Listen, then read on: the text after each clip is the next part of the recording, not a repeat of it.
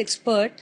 तो आज हम शुरू करते हैं साइंस का चैप्टर क्लास 10th का। So let's start with transportation part of life process, that is part 3 of chapter 6।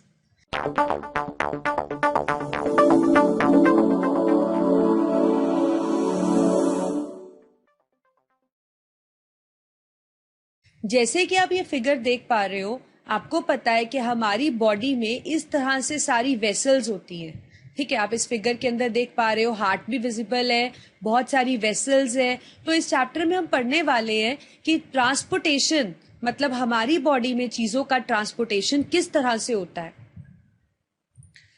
List of topics to be covered in this chapter are: first, introduction, types of circulatory system, blood composition, blood clotting, blood groups, blood transfusion, rhesus factor, heart, ECG, blood pressure, lymphatic system, plant transporting system that is xylem and phloem, and ascent of sap. तो start करते हैं हम। तो सबसे पहले तो हमारा question ये है कि ट्रांसपोर्टेशन हमारी बॉडी में जरूरी क्यों है या क्या होता है ट्रांसपोर्टेशन। तो सिंपल लैंग्वेज में बात कर रहे हैं तो ट्रांसपोर्टेशन का मतलब क्या है? ट्रांसपोर्टेशन का मतलब है कोई भी चीज का एक जगह से दूसरी जगह पे जाना, इसी को आप ट्रांसपोर्टेशन बोलते हो ना।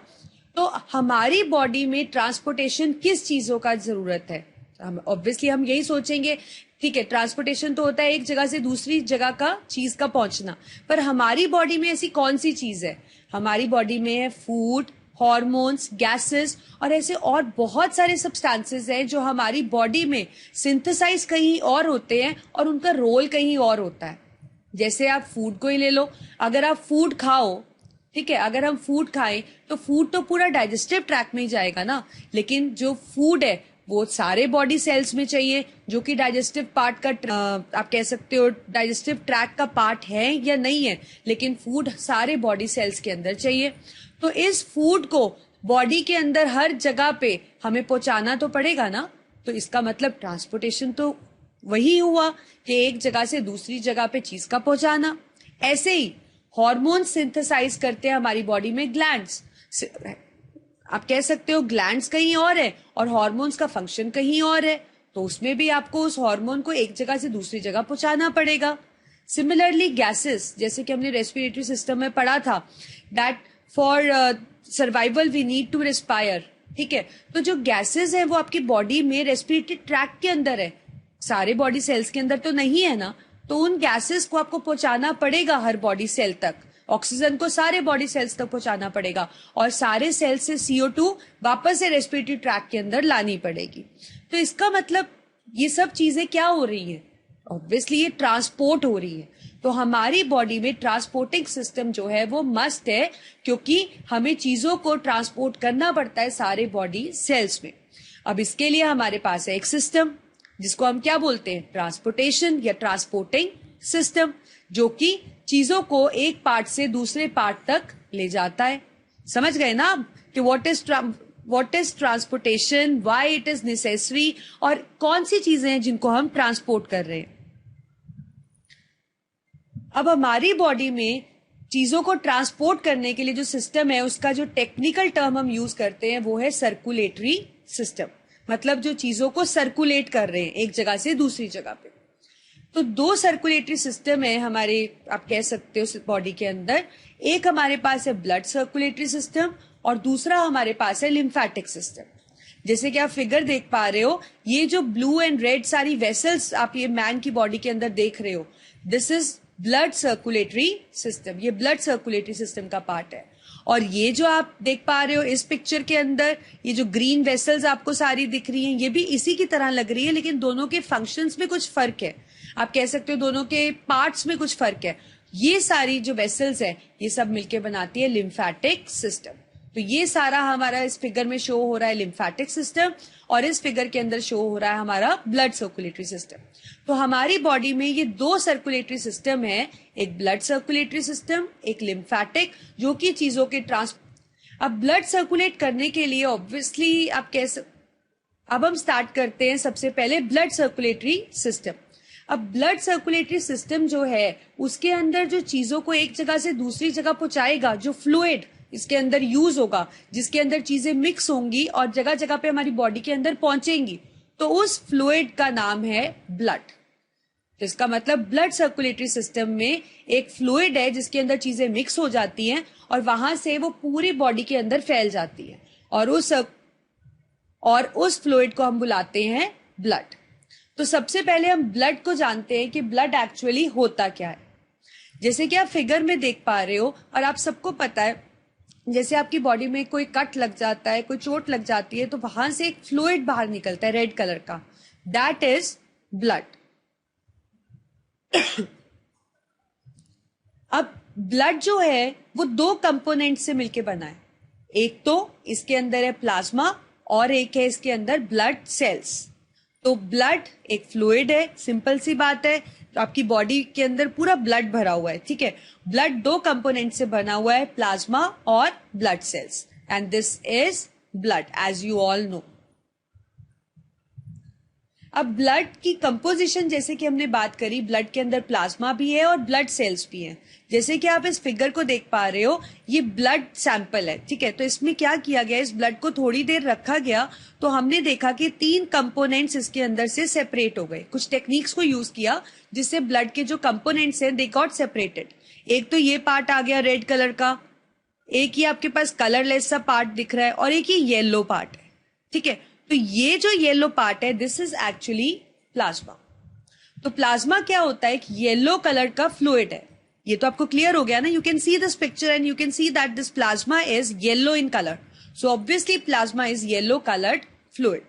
अब ये बना किससे होता है, इट इज 90% वाटर। 90% इसके अंदर क्या है, water, and 10% is organic and inorganic substances.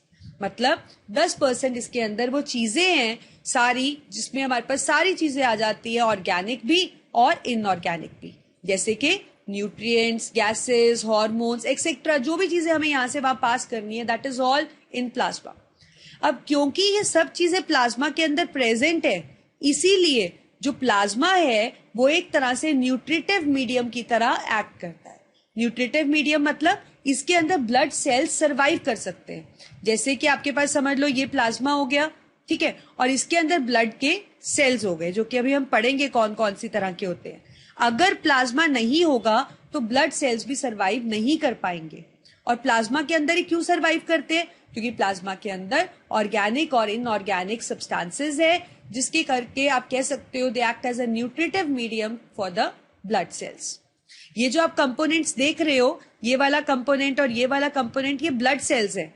ये प्लाज्मा के अंदर तभी रह पाते हैं क्योंकि प्लाज्मा में न्यूट्रिशन है। न्यूट्रिशन मतलब ऑर्गेनिक और इनऑर्गेनिक सब्सटेंसेस प्रेजेंट है।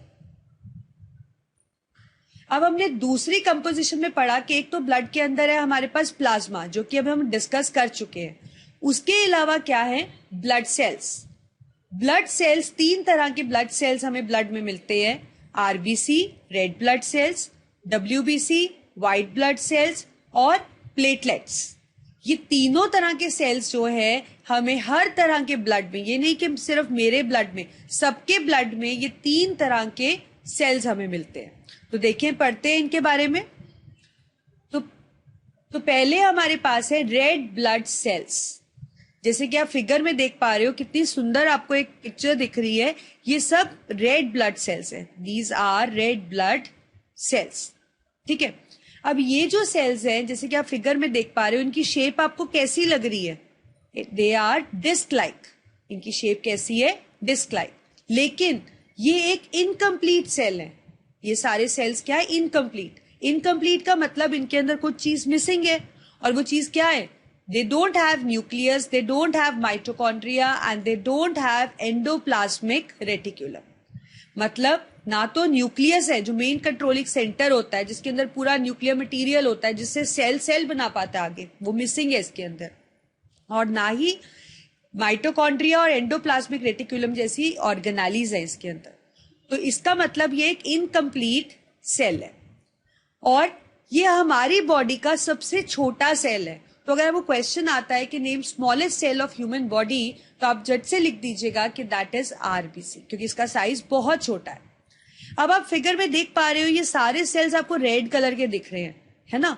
ये रेड कलर के इसलिए दिख रहे हैं क्योंकि इनके अंदर एक रेड कलर का पिगमेंट प्रेजेंट है, जो किससे बना है, आयरन से। जो किससे बना है, आयरन से। ये आयरन का सिंबल होता है, और इस पिगमेंट को जो इनको रेड बना रहा है, उस पिगमेंट का नाम है हीमोग्लोबिन। उस पिगमेंट का नाम है हमारे पास हीमोग्लोबिन। तो आप समझ गए ना कि आरबीसी क्या होते हैं। और भी हम बहुत सारी कैरेक्टरिस्टिक्स इसके बारे में पढ़ने वाले हैं। तो देखिए,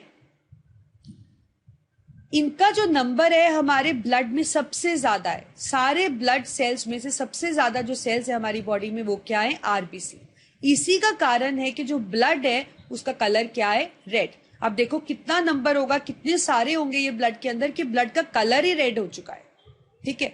अब जो हीमोग्लोबिन है, जैसे कि मैंने आपको बताया कि रेड कलर का पिगमेंट, इसका काम क्या है, या आरबीसी का जनरल फंक्शन क्या है।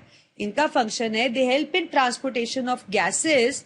गैसेस आपने पढ़ा है, ऑक्सीजन और कार्बन डाइऑक्साइड हम रेस्पिरेशन में डिस्कस कर चुके हैं। तो जो हमने ये पढ़ा था कि गैसेस को ट्रांसपोर्ट ब्लड करता है, तो वो ब्लड में कौन एक्चुअली करता है, वो करता है हीमोग्लोबिन। कौन करता है, आयरन का बना हुआ जो हमने ये अभी प्रोटीन पढ़ा, दैट इज हीमोग्लोबिन। कैसे करता है, उनके साथ कॉम्प्लेक्स बनाकर, ये भी हम पढ़ चुके हैं रेस्पिरेशन में। कौन से कॉम्प्लेक्सेस, जैसे ऑक्सीजन को ट्रांसपोर्ट करना है तो oxyhaemoglobin complex, carbon dioxide को करना है तो carbaminohaemoglobin complex. So this is about RBC की भी, मतलब उसमें क्या रेड क्यों दिखता है, कितने सारे हैं वो ब्लड के अंदर, और वो कैसे गैसेस को ट्रांसपोर्ट करते हैं।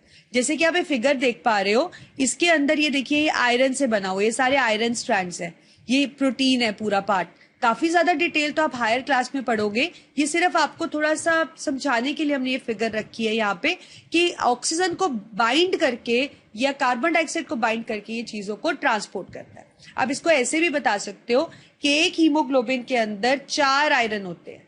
एक हीमोग्लोबिन के अंदर क्या होते हैं, 4, और एक आयरन एक ऑक्सीजन को आप कह सकते हो बाइंड कर सकता है। तो आप देखो कि भी जो ये आयरन है, that can bound so many oxygen and it can actually transport by forming a complex that is oxyhemoglobin। अब ये आरबीसी बनते कहाँ हैं, ये भी तो एक बहुत बड़ा क्वेश्चन है कि आरबीसी हमारी बॉडी में बनते कहाँ हैं। They are synthesized in bone marrow of adults. मतलब जो अडल्ट्स हैं, बड़े हैं, उनकी बॉडी में किससे बनते हैं, ये बोन मैरो में। अब बोन मैरो क्या होता है, जैसे कि आप ये फिगर देख पा रहे हो, तो बोन की जो कैविटी होती है उसको हम क्या बुलाते हैं, बोन मैरो। यहां पे एक स्पेशल तरह के सेल्स होते हैं, स्टेम सेल्स। स्टेम सेल्स जो है वो एक बेसिक सेल्स है जो आगे और ब्लड सेल्स बना रहे हैं, जिसमें से आरबीसी भी इज वन ऑफ देम। और एक आरबीसी का लाइफ स्पैन सिर्फ 120 डेज होता है। अब क्योंकि आरबीसी में न्यूक्लियस तो है नहीं, तो ये एक आरबीसी दूसरा आरबीसी तो नहीं बना सकेगा। ठीक है। तो आरबीसी ने फाइनली क्या करना है, जो बन गया है उसने डेड होना है। ठीक है, मतलब कुछ टाइम के बाद वो खत्म हो जाएगा। तो उसका जो लाइफ स्पैन है वो approximately it is equal to 120 days. अब ऐसे तो आप सोचोगे कि इतने सारे आरबीसी हमारे मर रहे हैं, 120 डेज पे मरते रहेंगे तो हमारी बॉडी में तो ब्लड की कमी हो जाएगी, आरबीसी की कमी हो जाएगी। तो ऐसा नहीं है। अगर आप समझो कि कुछ आरबीसी आपकी बॉडी में बन टूट रहे हैं, ठीक है, तो उससे 10 टाइम्स ज्यादा आप डेली अब आपकी बॉडी में बन भी रहे हैं। ठीक है। तो that means their life span is 120 days and they are always going to remain numerous in our blood. RBC का दूसरा नाम, एक टेक्निकल टर्म यूज करते हैं, दैट इज अरिथ्रोसाइट्स। अब अडल्ट्स के अंदर तो ये बोन मैरो में बनते हैं। इन्फैंट्स के अंदर जो बहुत छोटे बच्चे होते हैं उनका बोन मैरो इतना डेवलप नहीं होता, तो उनमें किससे बनते हैं, ये स्प्लीन से। Spleen is also a organ like liver, जैसे कि आप फिगर में देख पा रहे हो, ये स्टमक है, स्टमक के साथ ये लिवर जैसा एक पार्ट दिख रहा है, दिस इज स्प्लीन। तो इन्फैंट्स के अंदर आरबीसी कहां बनते हैं, स्प्लीन के अंदर।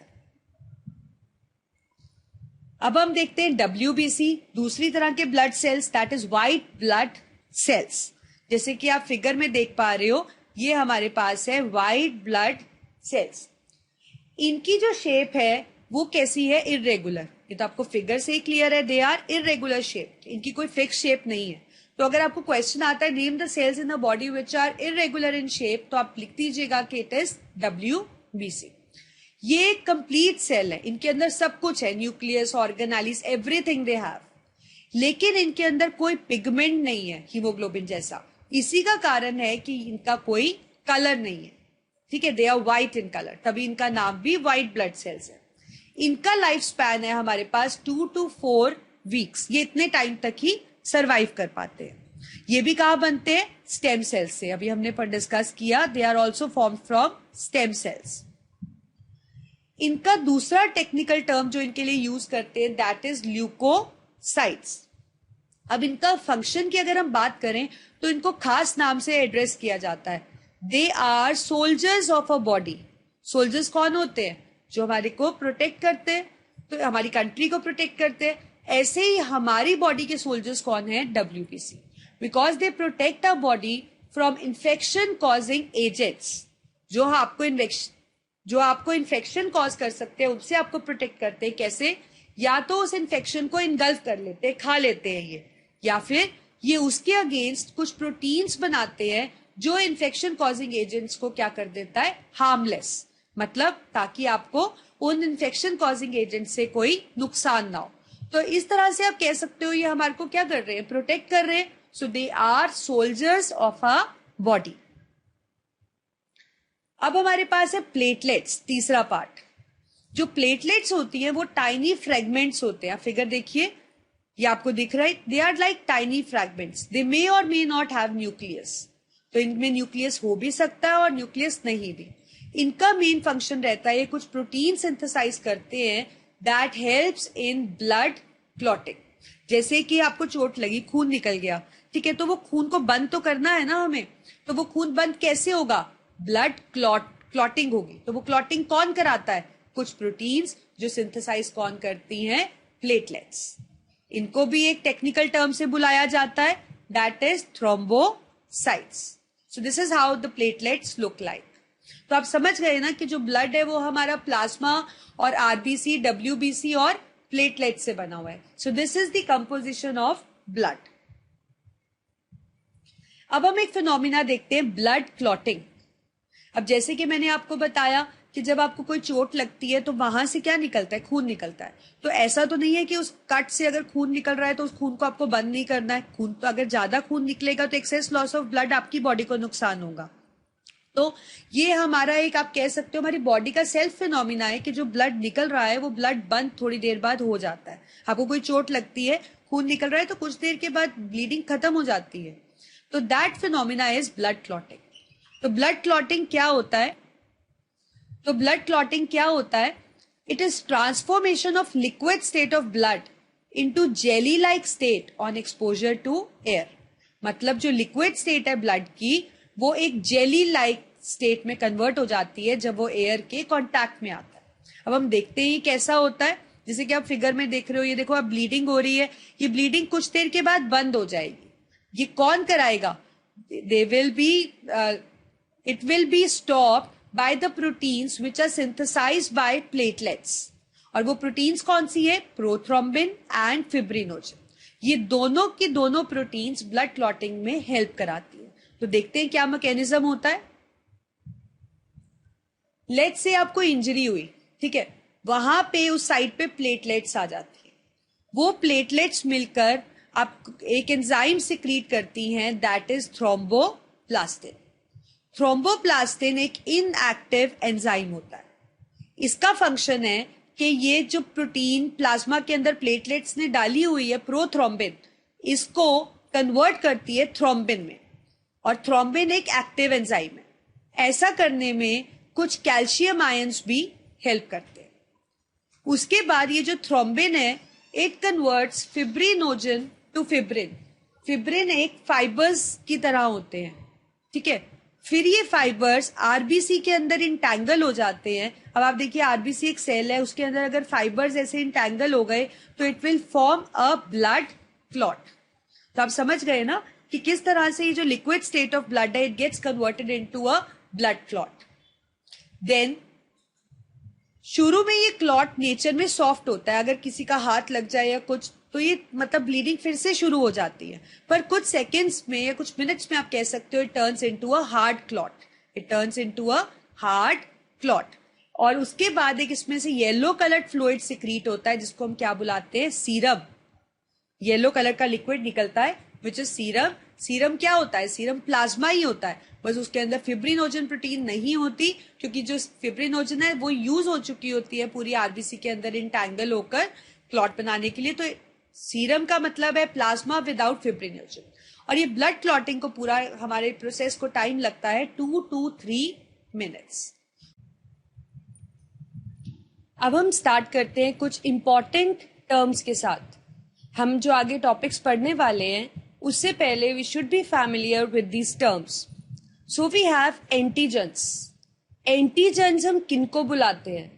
दे are the infection causing agents that can harm the body. कोई भी चीज आपकी बॉडी के अंदर एंटर होती है which is not actually a part of body and can be harmful to you, they are called as antigens. और antibodies जो एंटीजेंस को खत्म करने के और एंटीबॉडीज एंटीजेंस को खत्म करने के लिए जो प्रोटीन्स हमारी बॉडी के अंदर ही सिंथेसाइज होती है, जिनका काम होता है एंटीजन के साथ लड़ना और उनको हार्मलेस बनाना, उनको हम क्या बुलाते हैं, एंटीबॉडीज। तो एंटीजेंस जो बाहर से हमारी बॉडी में एंटर हुए उनके रिस्पॉन्स में जो बना हमारी बॉडी में उनको खत्म करने के लिए they are antibodies. So now we have blood groups. हमारे ह्यूमंस में 4 major type of blood groups रहते हैं। ठीक है, कौन कौन से देखते हैं? Blood group A, blood group B, blood group A B and blood group O. जो ब्लड ग्रुप ए होता है उसके अंदर आप कह सकते हो बाय बर्थ ही, या आप कह सकते हो उसका कंपोजिशन के अंदर ही ब्लड ग्रुप ए में एक एंटीजन रहता है ए। ठीक है, ये एंटीजन अपने जैसे पढ़ा अभी जो एंटीजन है वो हमें हार्म कर सकता है, पर ये जो एंटीजन ए है जो ब्लड ग्रुप ए के अंदर रहता है ये इसको कोई हार्म नहीं करता। ठीक है, मतलब ये इसका एक तरह से आप कह सकते हो कंपोजिशन का पार्ट है। और एंटीजन ए के रिस्पॉन्ड में ब्लड ग्रुप ए में एंटीबॉडी होती है बी। ऐसे ही ब्लड ग्रुप बी के अंदर एंटीजन होता है बी और एंटीबॉडी होती है ए। जो ब्लड ग्रुप ए बी होता है उसके अंदर एंटीजन्स होते हैं ए एंड बी और उसमें एंटीबॉडी कोई भी नहीं रहती, कोई एंटीबॉडी नहीं होती है। और जो ब्लड ग्रुप होता है ओ उसके अंदर एंटीजन कोई भी नहीं होता, कोई भी एंटीजन उसका पार्ट नहीं है, लेकिन उसके अंदर एंटीबॉडीज सब तरह की होती है। ठीक है, तो 4 ब्लड ग्रुप्स हो गए हमारे पास, ए बी एंड ओ, और इनके ये स्पेसिफिक एंटीजन्स और एंटीबॉडीज हो गए। यहाँ पे जो एंटीजन्स है, यहाँ पे आपको एंटीजन्स को स्मॉल लेटर्स में लिखना है। एंटीजन्स को कैसे लिखना है? स्मॉल लेटर्स में। और एंटीबॉडीज को भी आपने स्मॉल लेटर्स के अंदर ही डिनोट करना है। आपको कहीं पे ये बिग लेटर्स भी मिल सकते हैं, कैपिटल लेटर्स भी मिल सकते हैं, but it is always okay to write in small letters. Likewise here also small letters. ठीक है, तो आप जान गए ना कि हमारी बॉडी में 4 ब्लड ग्रुप रहते हैं और उनकी कंपोजिशन में उनके अंदर कौन से एंटीजन और एंटीबॉडीज रहते हैं। अब हम एक टेक्निक करने वाले हैं, ब्लड ट्रांसफ्यूजन। ठीक है, ब्लड ट्रांसफ्यूजन एक ऐसी टेक्निक है who can receive from whom and who can donate to whom। मतलब आप किससे ब्लड रिसीव कर सकते हो और ब्लड आप किसको डोनेट कर सकते हो। तो ब्लड ट्रांसफ्यूजन का मतलब है किससे ब्लड लेना और किसको ब्लड देना। तो हम एक सिंपल वे में ब्लड ट्रांसफ्यूजन को डिफाइन कर सकते हैं। It is transfer of blood from healthy person to sick person. एक हेल्दी पर्सन से सिक पर्सन में ब्लड को ट्रांसफर करना। जैसे कि आप देख पा रहे हो, one is healthy person and the other is sick person. तो जो हेल्दी पर्सन से आप सिक पर्सन के अंदर ब्लड ट्रांसफर कर रहे हो, this is called as blood transfusion. तो इसमें एक डोनर रहता है जो डोनेट करता है, दैट इज डोनर। जैसे कि आप देख पा रहे हो, he is donor and the other who receives is the recipient, he is recipient. Blood donate करते समय कुछ बातें हमें बहुत ध्यान में रखनी पड़ती है। ऐसे नहीं कि आप किसी का भी ब्लड किसी के अंदर भी डाल दो। तो देखते हैं, when blood is to be transfused, special precautions are to be taken. First, जो ब्लड ग्रुप होना चाहिए वो सेम होना चाहिए। ऐसा नहीं कि किसी का ब्लड ग्रुप है ए और आप उसके अंदर ब्लड डाल दो, आप कह सकते हो बी का, ठीक है, ऐसा नहीं। तो मतलब ब्लड ग्रुप्स मैच होने चाहिए। दूसरा, जो ब्लड है वो इन्फेक्शन फ्री होना चाहिए, वो डिजीज फ्री होना चाहिए। जैसे यहां से आप ये डोनर है, इनका ब्लड इसमें डाल रहे हो, तो इनका ब्लड ग्रुप जो है वो मैच होना चाहिए और ये पर्सन हेल्दी होने चाहिए। हेल्दी का मतलब यही है कि इनका जो ब्लड है उसके अंदर कुछ इन्फेक्शन नहीं होनी चाहिए। अगर फिर भी ये दो कंडीशंस हम सेटिस्फाई कर लेते हैं, सेम ब्लड ग्रुप भी और ब्लड डिजीज फ्री भी है, फिर भी क्योंकि ये ब्लड की बात है और ब्लड हमारी बॉडी में बहुत इंपॉर्टेंट पार्ट है हमारी बॉडी का, तो फिर भी प्रिकॉशन से हम एक टेस्ट करते हैं जिसको हम क्या बोलते हैं, कंपैटिबिलिटी टेस्ट। तो डॉक्टर्स ट्रांसफ्यूज करने से पहले हमेशा एक कंपैटिबिलिटी टेस्ट जरूर करते हैं ताकि रिस्क फैक्टर नहीं रहे। तो इस कंपैटिबिलिटी टेस्ट में क्या करते हैं, एक स्लाइड लेते हैं, ठीक है, इस स्लाइड पे डोनर के ब्लड की ड्रॉप ले लेते हैं, मतलब जो बंदा ब्लड डोनेट करने वाला है उसके ड्रॉपलेट ले लेते हैं यहाँ पे, और इसी के ऊपर एक रेसिपिएंट की ब्लड की ड्रॉपलेट डाल देते हैं। इस चीज को छोड़ देते हैं कुछ देर के लिए अनडिस्टर्ब। फिर उसके बाद इसको माइक्रोस्कोप से विजुलाइज करते हैं। अगर तो हमें लगे कि सेल्स इस तरीके से प्रेजेंट है, कहीं पे क्लस्टर्स नहीं दिख रहे हैं, तो ऐसा ब्लड कंपैटिबल है। लेकिन अगर आपको उसके अंदर इसको विजुलाइज करने पे कहीं कहीं पे आप कहो कि इस तरीके से आपको सेल्स के क्लस्टर्स दिख रहे हैं, यूनिफॉर्म डिस्ट्रीब्यूशन नहीं है, तो ऐसा ब्लड कंपैटिबल बिल्कुल नहीं है। हमें ऐसा ब्लड ट्रांसफ्यूज कभी नहीं करना चाहिए। अगर हम ऐसा ब्लड ट्रांसफ्यूज करेंगे तो जिसके अंदर डालेंगे उनको बल्कि प्रॉब्लम हो जाएगी। ऐसे ही फिगर में आप देख पा रहे हो, ये जो ब्लड है इसके अंदर आपको क्लस्टर्स दिख रहे हैं, ठीक है, तो इसका मतलब ये ब्लड कंपैटिबल बिल्कुल नहीं है। और इसके अंदर ब्लड यूनिफॉर्मली डिस्ट्रीब्यूटेड है ब्लड के सेल्स, तो ऐसा ब्लड कंपैटिबल है, आप डोनेट कर सकते हो। तो इसमें आपको लिखना ये है, take a drop of donor's blood on the slide, उसमें एक ड्रॉप रेसिपिएंट ब्लड की डालो, उसको छोड़ दो आप कुछ देर के लिए undisturb for some time, then observe under microscope if clusters of RBCs are seen. जैसे कि इस फिगर में आप देख पा रहे हो, कहीं कहीं पे आपको ऐसे आरबीसी इकट्ठे मिल रहे हैं, ऐसे क्लस्टर्स दिखे तो ब्लड क्या है, इनकम्पैटिबल। लेकिन अगर आपको क्लस्टर्स ना दिखे जैसे कि इस फिगर के अंदर है, तो ऐसा ब्लड क्या होता है, कंपैटिबल। आप विदाउट टेंशन ऐसा ब्लड ट्रांसफ्यूज कर सकते हो, तो जो लेने वाला है ब्लड, जो रेसिपिएंट है, उनको कोई नुकसान नहीं होगा। अब हम देखते हैं कि कौन सा ब्लड ग्रुप कौन से ब्लड ग्रुप को डोनेट कर सकता है। तो हमने ये देखा कि जो ओ वाला ब्लड ग्रुप है वो ओ को भी दे सकता है, ठीक है। अब हम देखते हैं इसमें किस तरीके से होता है कि कौन किसको ब्लड दे सकता है और कौन किससे ब्लड ले सकता है। तो स्टार्ट करते हैं हम ओ वाले से। ओ वाला अगर रेसिपिएंट, मतलब ओ वाला किससे ब्लड ले सकता है, तो ओ वाले को सिर्फ ओ वाला ही डोनेट कर सकता है, ना ए कर सकता है, ना बी कर सकता है, ना ए बी कर सकता है। लेकिन जो ब्लड ग्रुप ए है उसको ओ भी डोनेट कर सकता है, ए भी कर सकता है, ना बी कर सकता है, ना ए बी कर सकता है। जो बी वाला है उसको ओ भी डोनेट कर सकता है और बी भी कर सकता है। जो ए बी है वो देखिए किसी से भी ब्लड ले सकता है। तो हम कह सकते हैं कि जो ओ वाला ब्लड ग्रुप है वो हमारे पास यूनिवर्सल डोनर है, क्योंकि इसके अंदर कोई एंटीजन नहीं है, हमने पढ़ा था, और सारी एंटीबॉडीज है, तो ऐसा ब्लड ग्रुप किसी को भी ब्लड डोनेट कर सकता है। तो इसीलिए इन सारे ब्लड ग्रुप्स में आपने ओ का नाम पढ़ा। लेकिन जो ए बी है, ए बी क्या है, हमारा यूनिवर्सल रेसिपिएंट, वो किसी से भी ब्लड ले सकता है। आपने देखा उसको सब ब्लड दे सकते हैं क्योंकि उसके अंदर सारे एंटीजन्स हैं और कोई एंटीबॉडीज नहीं है। तो इसको आपको याद रखना है कि कौन सा ब्लड ग्रुप हमारे पास यूनिवर्सल डोनर है और कौन सा यूनिवर्सल रेसिपिएंट है। बाकी सब में आप ओ लिख सकते हो, और दूसरा जो डोनेट कर सकता है ए वाला, तो ओ के अलावा ए भी कर सकता है। ऐसे बी में ओ के अलावा बी, मतलब सेम ब्लड ग्रुप वाला भी कर सकता है। ओ को सिर्फ ओ ही डोनेट कर सकता है और ए बी को सब डोनेट कर सकता है। सो दिस इज व्हाट कि भी आप कौन सा ब्लड ग्रुप, कौन सा दूसरे ब्लड ग्रुप को ब्लड डोनेट कर सकता है। अब हमारे पास है एक टर्म रीसर्च फैक्टर। अब आपने ये भी सुना होगा कि किसी का ब्लड ग्रुप ए पॉजिटिव होता है, some blood group is B positive, है ना। तो वो positive negative what is that? That is actually rhesus factor. वो क्या है हमारे पास? Rhesus factor. रीसस फैक्टर एक एंटीजन है जो किसी के ब्लड में हो भी सकता और किसी के ब्लड में नहीं भी हो सकता.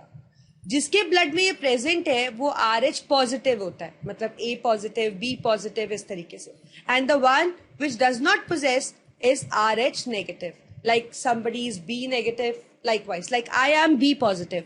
तो मीन्स मेरा ब्लड ग्रुप B है और मेरे अंदर RH फैक्टर भी है. That is why my blood is B positive. ठीक है.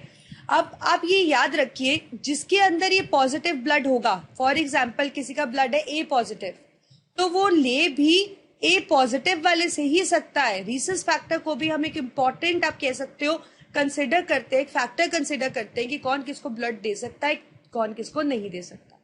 क्योंकि जिनके अंदर रीसस फैक्टर प्रेजेंट है वो उनके ब्लड का कंपोजिशन है, उनको वो चीज चाहिए अपने अंदर. लेकिन जिसके अंदर ये नहीं प्रेजेंट, उसके लिए ये एक तरह से फॉरेन पार्टिकल है, मतलब एंटीजन है, जो कि हार्मफुल हो सकता है. जैसे कि आप फिगर में देख पा रहे हो, ये RH पॉजिटिव है, this is RH negative. Positive में आप देख पा रहे हो कि एक अलग तरह का एंटीजन दिख रहा है, ये green green, this is RH factor. और जो RH नेगेटिव होते हैं लोग, उनका ब्लड इस तरीके से हमें सेल्स दिखते हैं.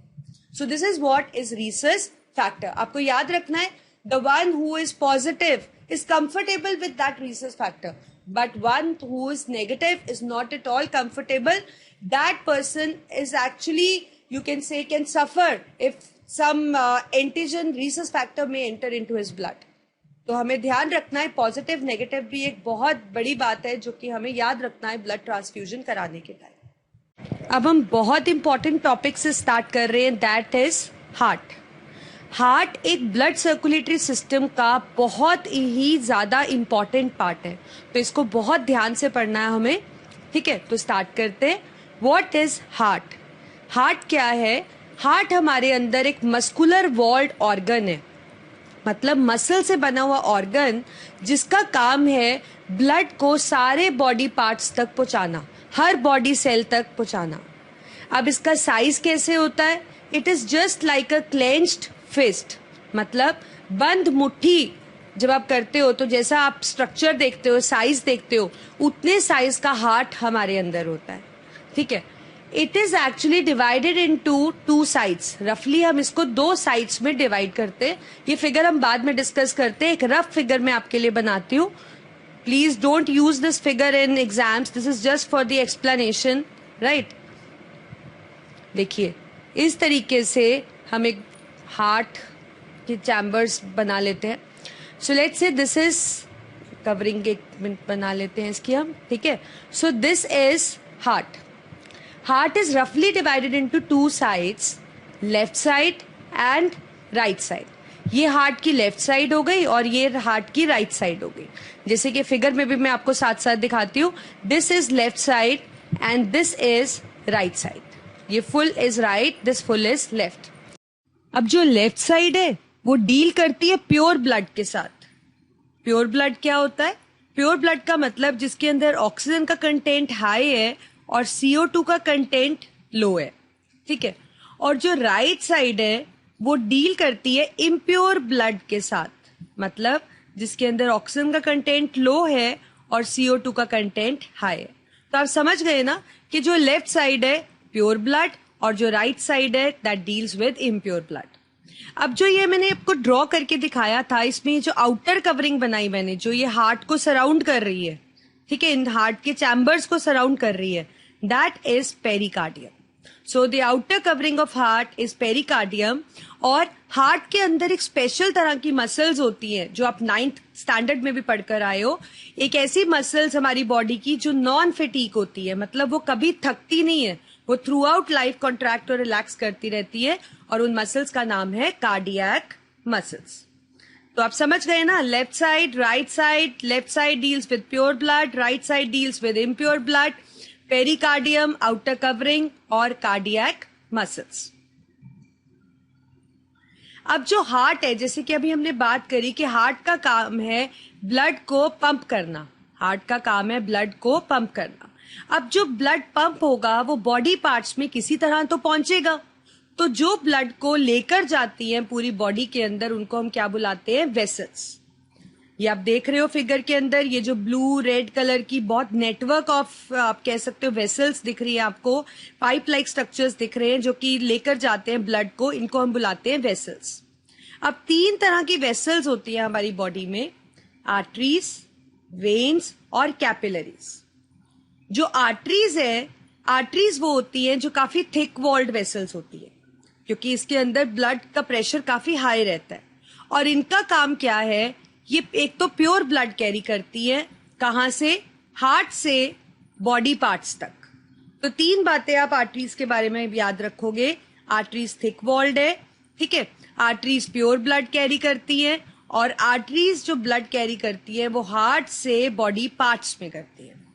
ऐसे ही हमारे पास दूसरा आ जाता है वेन्स। नेक्स्ट हमारे पास क्या है? वेन्स। जो वेन्स है हमारे पास वो काफी थिन वॉल्ड वेसल्स है, ठीक है। ये क्या कैरी करती है? They carry impure blood. कहां से? बॉडी पार्ट्स से हार्ट तक। तो आप समझ गए, ये थिक वॉल्ड है, ये थिन वॉल्ड है। ये प्योर ब्लड कैरी करती है, ये इम्प्योर ब्लड कैरी करती है। ये ब्लड हार्ट से बॉडी पार्ट्स में लेकर जाती है, ये बॉडी पार्ट्स से हार्ट में लेकर आती है, ठीक है। अब जो आर्टरीज और वेन्स है, जैसे सपोज ये एक आपके पास आर्टरी आ रही है, ये आपके पास एक वेन है। आर्टरी और वेन आपस में इंटरकनेक्टेड है। आर्टरी और वेन आपस में क्या है? इंटरकनेक्टेड। और ये जो इंटरकनेक्शन है, ये जो जंक्शन है, ये किससे बना है? बहुत ही थिन वॉल्ड वेसल्स, कैपिलरीज से। कैपिलरीज इसलिए इतने थिन वॉल्ड है क्योंकि जो चीजों का एक्सचेंज है, अंदर बाहर गैसेस या किसी भी चीज का जाना, वो किसके थ्रू होता है? कैपिलरीज के थ्रू। So capillaries are very thin walled vessels, जो कि एक्चुअली जंक्शंस है, और इन्हीं में से एक्सचेंज ऑफ सब्सटेंसेस होता है। तो कहीं पे भी टिश्यू, सेल, जहां पे भी एक्सचेंज होना होता है, वहां पे आर्टरीज किस में स्प्लिट हो जाती है? कैपिलरीज में, और फिर कैपिलरीज से बन जाती है वेन। तो ये हो गई आर्टरी, ये हो गई जंक्शन कैपिलरी, और ये हमारे पास है वेन। अब जो हार्ट है, हार्ट के अंदर 4 चैम्बर्स है। अभी मैंने आपको फिगर भी बनाई थी, उसके अंदर भी मैंने ऐसे 4 बॉक्सेस बनाए थे। वो एक्चुअली बॉक्सेस क्या थे? वो 4 चैम्बर्स थे। तो हार्ट के अंदर हमारे पास 4 चैम्बर्स हैं। ऊपर वाले चैम्बर्स को हम बुलाते हैं एट्रियम। तो हार्ट के अंदर 2 एट्रियम है। आप एट्रियम भी कह सकते हो, आप ऑरिकल भी कह सकते हो, ठीक है। लोअर साइड पे ये क्या है? ये दोनों, दीज आर वेंट्रिकल्स। तो हार्ट में 4 चैम्बर्स हुए, 2 एट्रियम और 2 वेंट्रिकल। ऊपर वाले आपको लेफ्ट साइड वाला left atrium, this is left ventricle, this is right atrium and this is right ventricle. आप ऑरिकल भी बुला सकते हैं। फिगर में भी देखिए, ये हमारा पार्ट है लेफ्ट ऑरिकल, ये वाला, ये नीचे वाला लेफ्ट वेंट्रिकल, ये वाला राइट ऑरिकल, और ये लोअर वाला राइट वेंट्रिकल। अब आप ये देखिए कि जो राइट ऑरिकल और लेफ्ट ऑरिकल है, ये आपस में ज्वाइंट तो है। अब ये राइट ऑरिकल और लेफ्ट ऑरिकल कनेक्टेड तो है नहीं, इनके बीच में एक सेपरेशन है ना। इस सेपरेशन को हम बुलाते हैं इंटर ऑरिक्यूलर सेप्टम। इंटर मतलब ऑरिकल्स के बीच में ऑरिक्यूलर मतलब ऑरिकल्स के, सेप्टम मतलब डिवीजन। ऐसे ही जो वेंट्रिकल्स है, इनके बीच में भी आप ये पार्ट देख पा रहे हो, ये भी जॉइंट नहीं है। इसको हम बुलाते हैं इंटर वेंट्रिकुलर सेप्टम, मतलब 2 वेंट्रिकल्स आपस में इंटर वेंट्रिकुलर सेप्टम से डिवाइडेड है। ऐसे ही जो ऑरिकल और वेंट्रिकल है, यहां पे भी आप देख पा रहे हो, यहां पे भी एक सेप्टम दिख रहा है। इसको हम बुलाते हैं inter AV septum, auricular ventricular septum, ठीक है। तो ये जो ऑरिकल तो हो गए, right auricle, right ventricle, left auricle, left ventricle, इसमें ये जो स्ट्रक्चर्स देख रहे हो आप, इनको हम बुलाते हैं वॉल्व्स। इनको हम क्या बुलाते हैं? वॉल्व्स। तो जैसे ये आपके पास हो गए सेपरेशन, तो यहाँ पे हमारे पास ऐसे लाइक स्ट्रक्चर है, मतलब फ्लैप लाइक स्ट्रक्चर्स है। वॉल्व्स एक्चुअली क्या होते हैं? Flap like. इनका सिर्फ काम ये रहता है, they prevent backflow of blood. They prevent backflow of blood, मतलब जैसे ब्लड अभी आप आगे देखोगे यहां से यहां जाएगा, तो यहां से ब्लड वापस ना चला जाए, तो ये सेप्टम इस चीज का ख्याल रखते हैं। सिमिलरली यहां पे भी ऐसे ही, जैसे कि एवी सेप्टम में आपने वॉल्व्स देखे, ऐसे ही जो हमारी वेसल्स है, जो ब्लड लेकर जाती है, उनके अंदर भी वॉल्व्स होते हैं जो हार्ट से निकल रही है, इमीडिएट वेसल्स और हार्ट में आ रही, उनमें जो वॉल्स होते हैं उनको हम बुलाते हैं सेमी ल्यूनर वॉल्स, या आप सिर्फ वॉल्स भी बुला सकते हो, ठीक है। ये वॉल्स का काम भी सेम है, they prevent backflow of blood. तो अब समझ गए ना कि एवी सेप्टम में हमारे फ्लैप लाइक स्ट्रक्चर्स हैं जिनको हम वॉल्स बुलाते हैं, उनका फंक्शन है to prevent backflow of blood. अब जो हमारा राइट ऑरिकल है, उसमें एक स्पेशल स्ट्रक्चर प्रेजेंट है। अब देखिए हार्ट का काम क्या है, पंप करना, है ना, जो कि अभी हमने डिस्कस किया। पंप करने के लिए हार्ट को कॉन्ट्रैक्ट भी करना पड़ेगा और रिलैक्स भी होगा। अब ये कॉन्ट्रैक्ट और रिलैक्स होने की जो मैसेज है या जो इम्पल्स आप कह सकते हो, ये कहीं से तो जनरेट होगी ना। तो ये जनरेट किससे होती है? राइट ऑरिकल में कप शेप स्ट्रक्चर प्रेजेंट है जिसको हम क्या बुलाते हैं? SA नोड, मतलब साइनो ऑरिकुलर नोड इसका फुल फॉर्म है। इसका काम क्या है? ये हार्ट में सबसे पहला पार्ट है जो कि इलेक्ट्रिक इंपल्स जनरेट करता है। इसके अंदर कुछ आयन एक्सचेंज होता है जिसके कारण अपने आप एक इलेक्ट्रिक सिग्नल प्रोड्यूस होते हैं, इलेक्ट्रिक इंपल्स जनरेट होती है, जिससे हार्ट के अंदर फर्स्ट आप कह सकते हो इंपल्स कॉन्ट्रैक्शन और रिलैक्सेशन की अराइज करती है, फिर वो डिफरेंट पार्ट्स ऑफ हार्ट के अंदर मूव करती है। तो हम कह सकते हैं कि SA node is pacemaker of our heart. SA node क्या है? हमारे हार्ट का पेस मेकर। क्यों? Because it is first to generate electric impulse in our heart.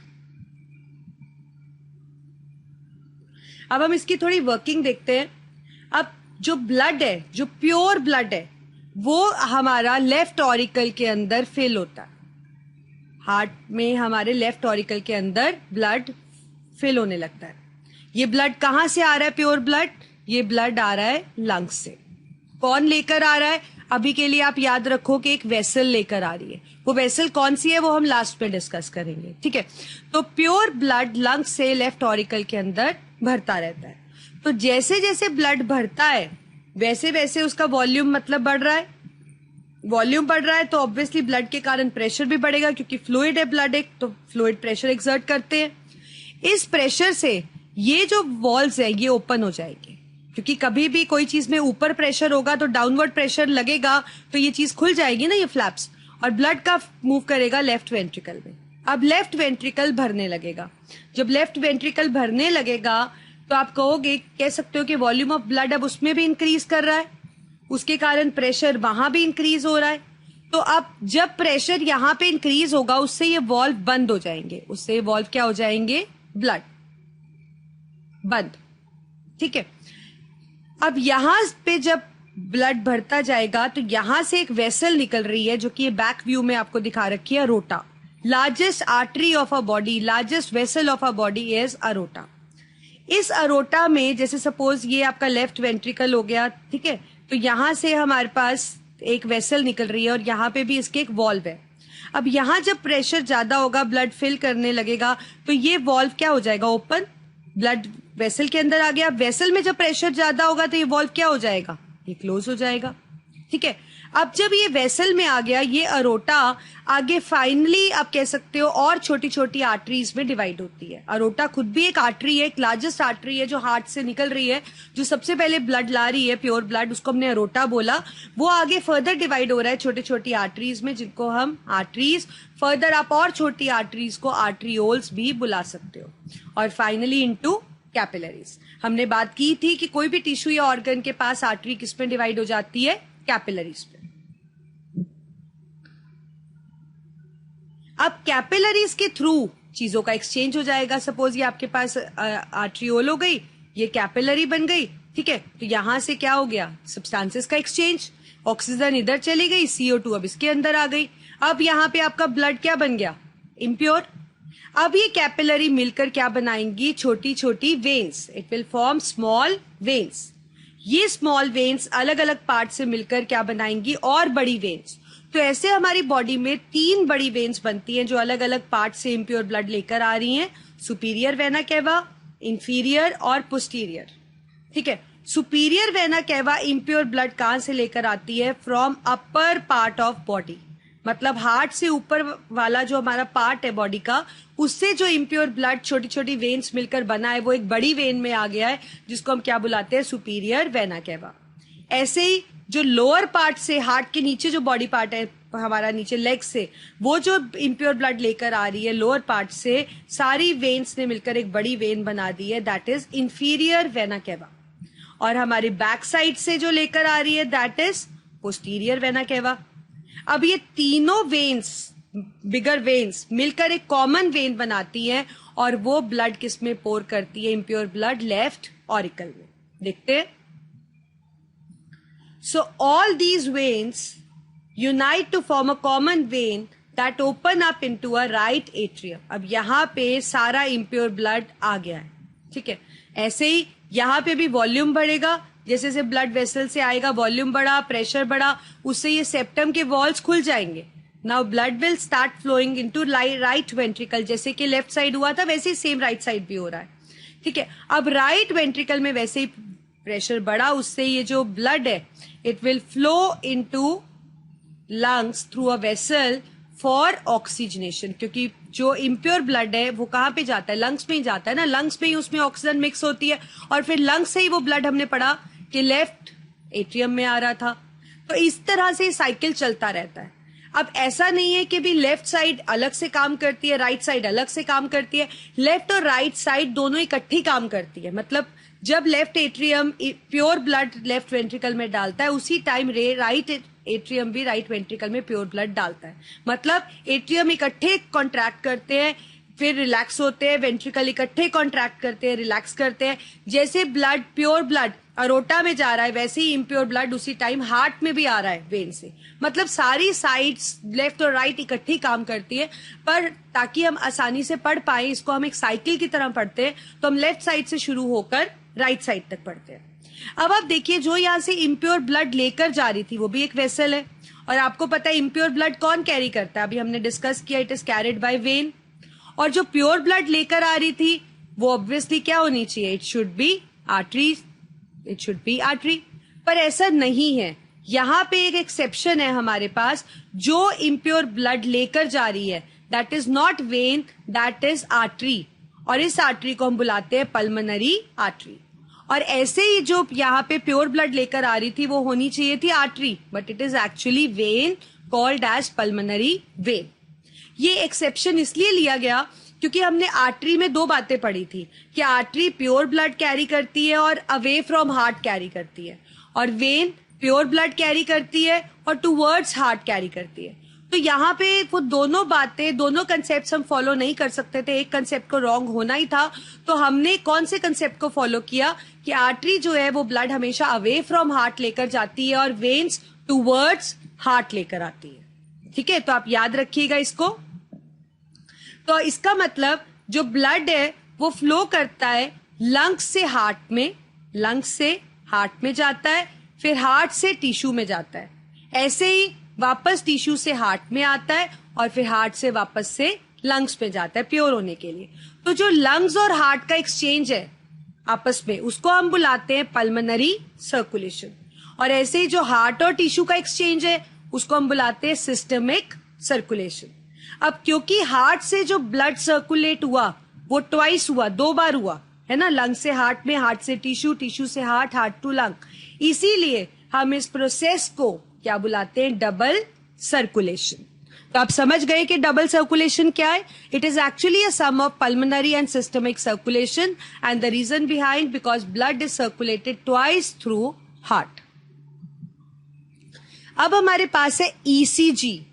अगर हमें कभी भी कुछ हार्ट में प्रॉब्लम लगती है या कुछ हार्ट बीट मिस होती लगती है या कुछ भी इस तरीके हार्ट रिलेटेड हमें प्रॉब्लम लगती है, तो हमें डॉक्टर्स एडवाइस करते हैं दैट गो फॉर ईसीजी। ठीक है, तो व्हाट इज एक्चुअली ईसीजी?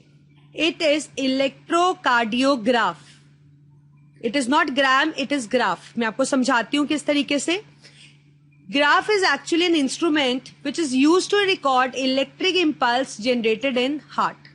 एक ऐसा इंस्ट्रूमेंट है जिससे आप रिकॉर्ड कर सकते हो इलेक्ट्रिक इंपल्स जो आपके हार्ट में जनरेट होती है। ईसीजी के अंदर एक मशीन का यूज होता है, जैसे कि आप फिगर में देख पा रहे हो। इस मशीन के साथ इलेक्ट्रोड्स अटैच होते हैं, एक रबड़ की तारे जिनके आगे पैड्स लगे होते हैं, वैक्यूम पैड्स। तो क्या करते हैं, ये जो इलेक्ट्रोड्स हैं इनको चेस्ट के साथ या फिक्सिंग जेल, जैसे ये इलेक्ट्रोड आ रहा है, इसके आगे पैड है, या फिक्सिंग जेल लगाकर इसको पेशेंट की चेस्ट के साथ लगा देते हैं and patient is just said to relax. फिर उसके बाद ये इम्पल्सेस रिकॉर्ड करती है मशीन और वो एक शीट ऑफ पेपर की फॉर्म में, ग्राफ की फॉर्म में निकलता रहता है, जैसे कि ऐसे, this is a sheet of paper और ये इस पे ऐसे ग्राफ बनता रहता है। इस ग्राफ को हम बुलाते हैं electrocardiogram. This is actually electrocardiogram, और वो जो ग्राफ बना था उसको हम इंस्ट्रूमेंट के लिए यूज करते हैं, और जो ये बनता है दिस इज एक्चुअली इलेक्ट्रोकार्डियोग्राम। तो इससे हमें पता लग जाता है कि जो हमारी हार्ट बीट है, जो हमारे हार्ट के अंदर कॉन्ट्रैक्शन रिलैक्सेशन है, वो सही चल रही है कि नहीं। आपने कई मूवीज में भी देखा होगा कि अगर कोई पेशेंट, कोई हीरो की डेथ हो रही होती है तो एकदम से ऐसे बीट्स आ रही होती है और फिर वो फाइनली एक लाइन बन जाती है, इसका मतलब हार्ट पंप करना बंद कर जाता है और पर्सन डेड हो जाता है। So this is actually you can से इंस्ट्रूमेंट जो कि हमारी हार्ट बीट्स को रिकॉर्ड करता है।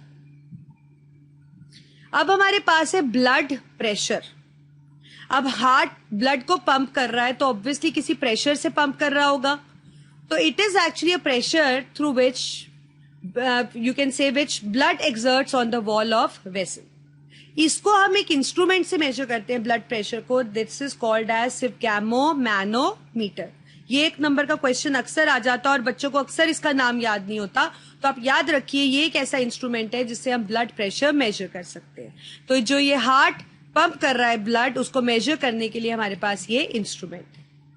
जो ब्लड प्रेशर है वो काफी ज्यादा होता है आर्टरीज में एज कंपेयर टू वेन्स। तभी हमने बात की थी कि जो आर्टरीज के अंदर प्रेशर ज्यादा है, इसी वजह से जो आर्टरीज है वो थिक वॉल्ड होती है।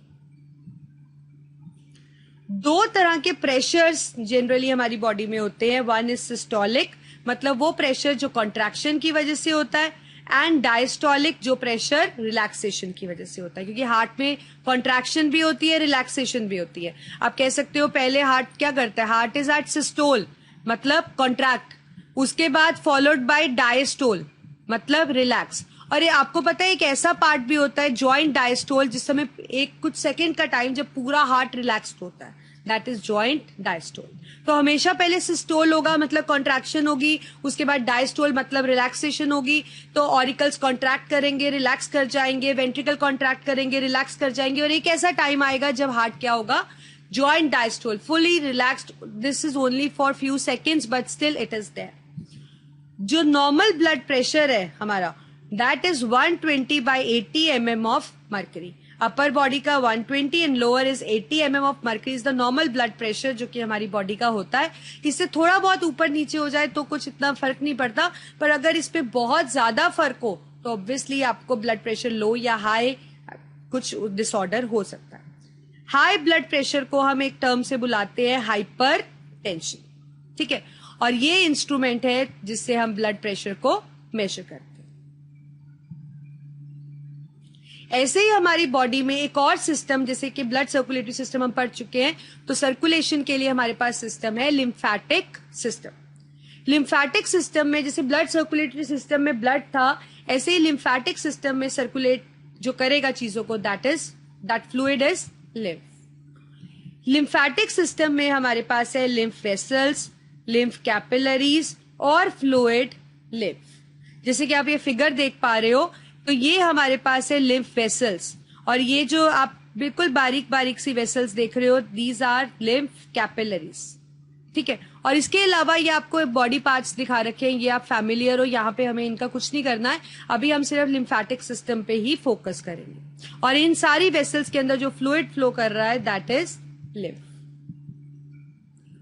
अब ये जो लिम्फेटिक सिस्टम है किस तरीके का होता है, लिम्फ कैपिलरीज पूरी बॉडी में प्रेजेंट होती हैं जैसे कि ब्लड कैपिलरीज होती है, बट जो कैपिलरीज थी ब्लड कैपिलरीज, उनके एक साइड पे आर्टरीज और एक साइड पे वेन्स थी, लेकिन यहाँ पे ये जो कैपिलरीज हैं ये इस तरीके से है, मतलब they are blunt from one end, एक साइड से वो बंद है, और ये कैपिलरीज मिलकर बड़ी वेसल्स बनाती हैं जिनको हम क्या बुलाते हैं, लिम्फ वेसल्स। लेट्स से ये कैपिलरी है, ठीक है, ये कैपिलरी हो गई, they unite to form a bigger vessel which is lymph vessel. Lymph vessel पे कई कई जगह पे हमारे पास लिम्फ नोड्स प्रेजेंट होते हैं, जैसे कि आप ये राउंड स्ट्रक्चर देख रहे हो, दीज आर लिम्फ नोड्स। इन लिम्फ नोड्स में स्पेशल तरह के सेल्स होते हैं, लिम्फोसाइट्स, जिनका काम बिल्कुल वैसा ही होता है जैसे कि WBCs का होता है, व्हाइट ब्लड सेल्स का, ठीक है। और इन वेसल्स में जो फ्लूइड फ्लो करता है दैट इज लिम्फ। अब फंक्शन क्या है लिम्फ का? जैसे ब्लड का आप काफी फंक्शन पढ़ चुके हो, तो लिम्फ का फंक्शन क्या है? It carry digested and absorb fat from intestine. और दूसरा, it drains access fluid from extra cellular space back into the blood. तो ये दो इंपॉर्टेंट फंक्शंस करता है। इसके अलावा थोड़ा बहुत चीजों का ट्रांसपोर्टेशन भी रहता है, जो आप कह सकते हो हमारी जो यूजफुल चीजें हैं, कुछ न्यूट्रिएंट्स, थोड़ा बहुत उसका भी डिस्ट्रीब्यूशन रहता है, पर बहुत ज्यादा extreme distribution blood circulatory system से ही होता है। ऐसे ही अब प्लांट में भी ट्रांसपोर्टेशन होता है, क्योंकि प्लांट में भी तो चीजें कहीं और है और उनका काम कहीं और हो रहा है। जैसे रूट पानी को एब्सॉर्ब कर रही है, लेकिन पानी तो पूरे बॉडी में चाहिए ना, प्लांट की पूरे पार्ट्स में चाहिए। ऐसे ही फूड कहीं और बन रहा है लेकिन पूरे पार्ट्स में चाहिए। तो ट्रांसपोर्टेशन लेकिन उतना कॉम्प्लेक्स सिस्टम नहीं है जैसे कि हमारी बॉडी में वेसल्स वगैरह थी। तो इस प्लांट्स के लिए दो सिस्टम्स जो प्रेजेंट है ट्रांसपोर्टेशन के लिए, one is xylem, other is phloem. Xylem help करता है ट्रांसपोर्टेशन ऑफ वाटर में और फ्लोएम हेल्प करता है फूड को एक जगह से दूसरी जगह पहुंचाने में। जैसे कि आप फिगर में देख पा रहे हो, ये हमारे पास है फ्लोएम, ठीक है, मतलब जो फूड को पहुंचाएगा, और ये जो रेड पोर्शन है दिस इज जाइलम। जाइलम और फ्लोएम को इकट्ठे नाम दे दिया जाता है वस्कुलर बंडल्स। इनको हम इकट्ठे भी एक नाम से बुलाते हैं, दैट इज वस्कुलर बंडल्स। अब देखते हैं कि प्लांट में ट्रांसपोर्टेशन किस तरीके से होता है। तो अभी हम डिस्कस कर चुके हैं कि xylem transportation of water and minerals पे हेल्प करता है, रूट से पूरे प्लांट के पार्ट्स में, ठीक है। और जो फ्लोएम है वो ट्रांसलोकेशन ऑफ फूड। ट्रांसलोकेशन मतलब चेंज इन लोकेशन। जैसे कि आपको पता है फूड कहाँ बनता है? लीव्स में। तो लीव्स से सारे प्लांट पार्ट्स में पहुंचाने को फूड को, उसको हम क्या वर्ड देते हैं? ट्रांसपोर्टेशन नहीं कहते, हम उसको ट्रांसलोकेशन कहते हैं। और फ्लोएम और जाइलम से तो आप फैमिलियर हो ही चुके हो। ये हमारे पास फ्लोएम है और ये हमारे पास जाइलम है। अगर अब हम जाइलम की डिटेल में बात करें तो जाइलम 4 तरह के सेल से बनता है। इसमें 4 कंपोनेंट्स हैं, ट्रैकीड्स, वेसल्स, पैरेन्काइमा और जाइलम फाइबर्स। अब देखते हैं हम फिगर में। जैसे कि आप वेसल की बात करो, पहले हम वेसल देखते हैं, ठीक है, कि वेसल कैसे होती है। तो वेसल्स इस तरीके की होती है, मैं आपको बनाकर दिखाती हूँ। They are formed of dead cells joint end to end. एक डेड सेल्स के आपस में ज्वाइंट करने से ये ट्यूब बनी हुई है, लेकिन ये दोनों साइड से ओपन है, क्लोज नहीं है, ठीक है। और ये जो पोर्शन है जो में हमने बनाया है यहाँ, these are called as pits. Figure में भी देख रहे हो, दीज आर पिट्स। ये किससे बने होते हैं vessels? They are formed of cellulose and lignin. Lignin काफी हार्ड सब्सटेंस होता है, लेकिन पिट्स पे ये लिग्निन एब्सेंट होता है। तो वेसल्स आप समझ गए।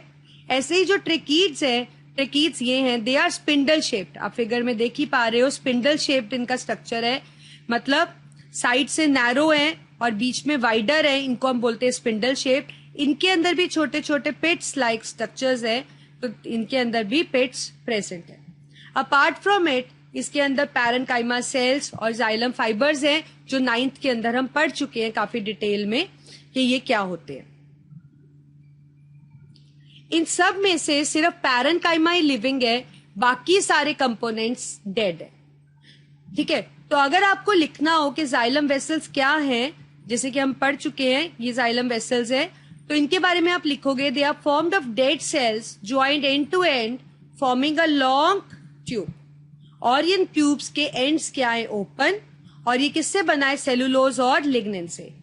पर पिट्स जो पोर्शन मैंने आपको बताया था अभी, दीज आर एक्चुअली पिट्स। इस तरीके से एक बार और बना लेते हैं। ये जो पिट्स है ये सॉफ्टर पार्ट्स है और यहाँ पे लिग्निन एब्सेंट है। ट्रेकीड्स हमारे पास स्पिंडल शेप्ड है, क्लोज्ड एंड्स है, साइड से नैरो है, बीच में वाइड है और इनके अंदर भी पिट्स प्रेजेंट है। पैरेन्काइमा हम जानते हैं, they are living cells with nucleus. अब प्लांट्स के अंदर ट्रांसपोर्टेशन होता किस तरीके से? प्लांट के अंदर पानी के ट्रांसपोर्टेशन और मिनरल के ट्रांसपोर्टेशन को हम बुलाते हैं एसेंट ऑफ सैप। तो एसेंट ऑफ सैप का मतलब है एक कॉन्टिन्यूस चैनल जो बन जाता है पानी को ट्रांसपोर्ट करने के लिए, मिनरल्स को ट्रांसपोर्ट करने के लिए रूट से एरियल पार्ट्स ऑफ प्लांट के अंदर, मतलब रूट से हम डिफरेंट पार्ट्स ऑफ प्लांट में इसको भेज सकते हैं। अब जैसे कि आप ये फिगर देख पा रहे हो, तो मैं आपको एक फिगर बनाकर भी दिखाती हूं, इस तरीके से आपको और क्लियर हो जाएगी। हमारे पास इस तरीके से आउटर लेयर ऑफ रूट होती है, this is outer layer of root. इस लेयर को हम बुलाते हैं एपिडर्मिस। इस लेयर को हम क्या बुलाते हैं? Epidermis. Outer layer is called as epidermis. इसके ऊपर एक पतली सी लेयर होती है क्यूटिकल, और ये हमारे पास होता है root hair. This is root hair, और यहाँ पे है सॉइल पार्टिकल्स। अब एपिडर्मिस के अंदर हमारे पास 6 लेयर्ड सेल्स होते हैं जिनको हम क्या बुलाते हैं? कॉर्टेक्स। जैसे कि आपको इस फिगर में दिखा रखे हैं, दिस इज कॉर्टेक्स। कॉर्टेक्स के बाद आ जाती है हमारे पास जाइलम वेसल, जो वेसल पूरे प्लांट के अंदर इंटरकनेक्टेड है। जैसे कि ये वेसल हमारी रूट की है, it is xylem vessel of root is connected with xylem vessel of leaf. ठीक है, अब ऐसे ही लीफ का स्ट्रक्चर है। लीफ के यहाँ पे क्या है? आउटर एपिडर्मिस, यहाँ पे क्यूटिकल, ये हमने न्यूट्रिशन में भी डिस्कस किया था, स्टोमेटा, यहाँ पे अंडरलाइंग सेल्स। इस तरीके से पूरा रूट उसका लीफ का स्ट्रक्चर है। जैसे कि आप फिगर में देख पा रहे हो, ये एपिडर्मिस हो गया, ये स्टोमेटा, ये हमारी वेसल हो गई। ठीक है, इस तरीके से। अब क्या होता है, जब सन रेज होती है, जब क्या होती है? सन रेज, तो ये स्टोमेटा का पोर खुल जाता है। जब ये स्टोमेटा का पोर खुल जाता है तो यहां से पानी इवेपोरेट होने लगता है, ट्रांसपायर होने लगता है। अब जब स्टोमेटा से पानी निकल जाएगा तो वो पानी कहां से खींचेगा? अपने नीचे वाले सेल से, क्योंकि कोई भी चीज हायर कंसंट्रेशन से लोअर कंसंट्रेशन में मूव कर रही है। सन की वजह से पोर तो खुला ही है, पानी कॉन्टिन्यूसली इवेपोरेट हो रहा है। अब जब स्टोमेटा का पानी खत्म हो गया तो वो नीचे वाले सेल्स से खींचेगा, नीचे वाले सेल्स अपने आसपास वाले सेल्स से खींचेंगे, तो फाइनली पानी कहां से जाएगा? जाइलम वेसल ऑफ लीफ से। अब जब जाइलम वेसल ऑफ लीफ से पानी चला जाएगा तो यहाँ पे जो वाटर का प्रेशर या वाटर का कंसंट्रेशन है वो काफी लो हो गया, या पानी की वजह से जो हाइड्रोस्टैटिक प्रेशर है वो काफी लो हो गया। लेकिन रूट की जो जाइलम वेसल है, जो रूट की जाइलम वेसल है, अभी यहाँ पे फिर भी पानी है। मतलब जाइलम वेसल ऑफ रूट का जो प्रेशर है पानी की वजह से वो काफी हाई है। और कोई भी चीज हाई टू लो जाती है तो ये पानी रूट से जाइलम वेसल ऑफ लीफ में मूव करने लगेगा। अब जब यहां से मूव कर जाएगा तो यहां का प्रेशर भी क्या हो जाएगा? लो। अब वो अपने नीचे वाले सेल से खींचेंगे, मतलब कॉर्टेक्स से। फाइनली ये पानी कहां से खींचा जाएगा? रूट हेयर के थ्रू सॉइल पार्टिकल से। तो एक कॉन्टिन्यूस चैनल बन गया ना, कि रूट हेयर्स सॉइल से पानी एक्सट्रैक्ट कर रहे हैं, कॉर्टेक्स से होता हुआ, जाइलम वेसल ऑफ रूट से होता हुआ, लीफ के अंदर आता हुआ, पूरे सेल्स में से स्टोमेटा से बाहर ट्रांसपायर हो रहा है। So this is ascent of sap, मतलब एक कॉन्टिन्यूस चैनल जो बन चुका है वाटर और मिनरल्स के ट्रांसपोर्टेशन का रूट से एरियल पार्ट्स। तो फैक्टर जो रिस्पॉन्सिबल है दैट इज ट्रांसपीरेशन पुल। तो आप कैसे लिखेंगे इसको? As stomatal pores open, water starts transpiring, due to which they withdraw water from epidermal cells, which further withdraw from underlying cells. Ultimately, the hydrostatic pressure of xylem vessel of leaf falls. Leaf के xylem vessel का pressure खत्म हो गया क्योंकि यहाँ पे पानी का लेवल खत्म हो गया. But hydrostatic pressure is still high in xylem vessel of root.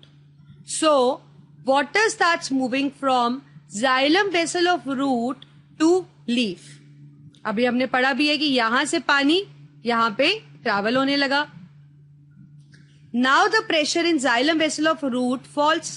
क्योंकि जब पानी चला गया तो वहां भी पानी कम हो गया, तो वहां का प्रेशर भी लो हो गया. Therefore, they will withdraw water from underlying cells. जो कि अंडरलाइंग सेल्स है हमारे पास. रूट खींचेगा वाटर कॉर्टेक्स से, कॉर्टेक्स एपिडर्मिस से, एपिडर्मिस रूट हेयर से, और रूट हेयर फाइनली कहां से लेंगे? पानी सॉइल से. सो दिस इज हाउ, जैसे कि आप देख पा रहे हो, this is how the channel is form. Capillary water root hair के अंदर, रूट हेयर से कॉर्टेक्स, एपिडर्मिस, कॉर्टेक्स से एंडोडर्मिस, जिसके अंदर हमारे आप कह सकते हो इनर पोर्शन होते हैं, जिनको हम हायर क्लास में डिस्कस करेंगे। एंडोडर्मिस से ये जो दो पार्ट्स हमने एंडोडर्मिस और पेरिसाइकिल है, अभी आप इनको बेशक स्किप कर दीजिए और आप डायरेक्टली कॉर्टेक्स से रूट जाइलम जो कि वेसल है, देन स्टेम की जाइलम, लीव्स, और लीव्स से वो क्या हो रहा है, transpire. So this is the path which is formed for the ascent of sap. Now we are going to start with question and answers. First question is, why is it necessary to separate oxygenated blood and deoxygenated blood in mammals and birds? See, mammals and birds are warm-blooded animals. So, to keep the body warm, heat has to be produced continuously in their body. The rate of respiration is also higher in mammals and birds. So, to supply sufficient oxygen to body cells, the left ventricle of heart supplies oxygenated blood to body tissues. It never mixes with deoxygenated blood of right ventricle because of carbon dioxide. So, this is essential to provide higher energy as per their demand.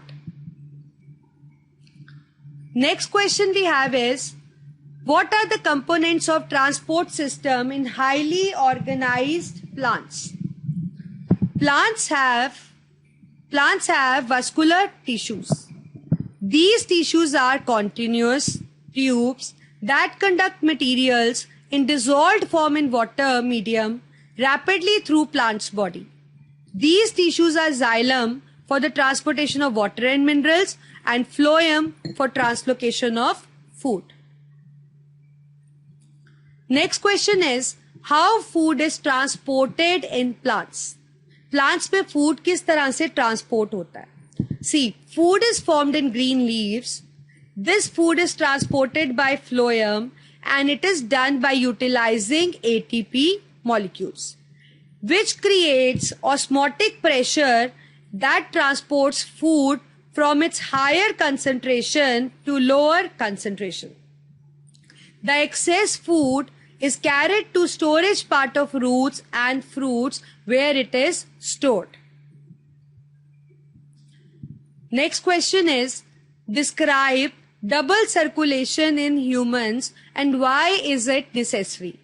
See, as the blood is circulated twice through heart, that is from lungs to heart and then heart to tissue, and the same way it returns. So in doing so, it passes twice through heart. Therefore, the circulation is double circulation. Next we have differentiate between xylem and phloem. See, xylem transports water and minerals. Phloem translocates food. Xylem is formed of vessel and tracheids. Phloem is formed of sieve tubes.